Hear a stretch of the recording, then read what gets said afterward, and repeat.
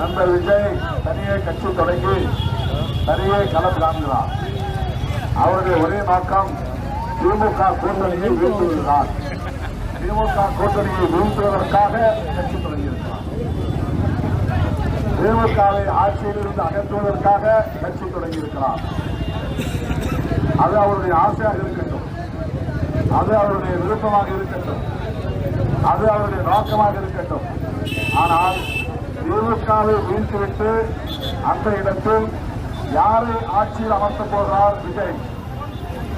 இந்த கேள்வி நீங்கள் அந்த விசிலடிக்கிற தோழர்களுக்கு சொல்ல வேண்டும், கேட்க வேண்டும். அதிமுக பாஜகவுக்கு சாதகமாக அந்த விஜய் செயல்படுகிறார். ஆகவே விஜய்க்கு ஓட்டு போட்டாலும் அது மோடிக்கு போட்டதாகத்தான் பொருள். இரட்டை இலைக்கு போட்டாலும் அது மோடிக்கு போவதாகத்தான் பொருள். இரட்டை இலை அதிமுக சின்னம் கிடையாது. இரட்டை இலை என்பது பிஜேபி இன்னொரு சின்னம். பிஜேபிக்கு 2 சின்னம் இருக்குங்க தமிழ்நாட்டில்.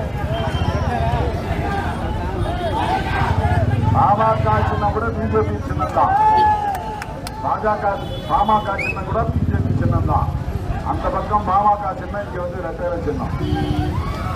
இதெல்லாம் பிஜேபி.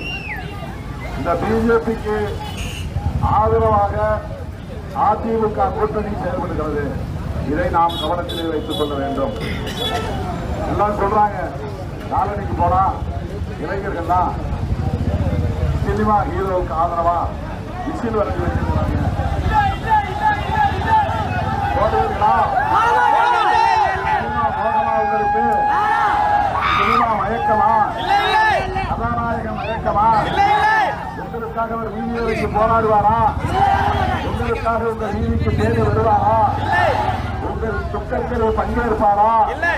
உங்கள் கண்ணீரை துடைப்பாரா? உங்களுக்காக ஏதேனும் அவர் செயல்பட செய்ய காத்திருக்கிறாரா? அப்படிப்பட்டவருக்கு வாக்கு சிதறக்கூடாது. என்ன பரிசு வேண்டுமானவன் வரும்.